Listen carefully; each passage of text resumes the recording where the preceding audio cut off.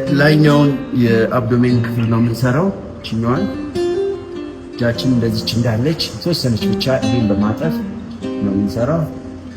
1 2 3 4 5 ታችኛዋን ሆድ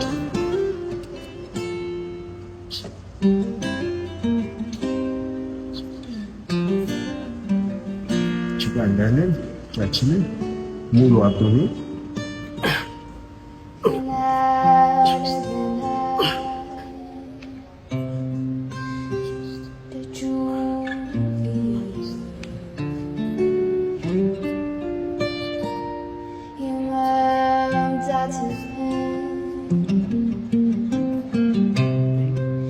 ናይስ። እነዚህ ሶስት ጊዜ በመድገም 10 ሪፒቲሽን በመስራት ሙሉ የሆድ ክፍላችንን ማሰራት እንችላለን።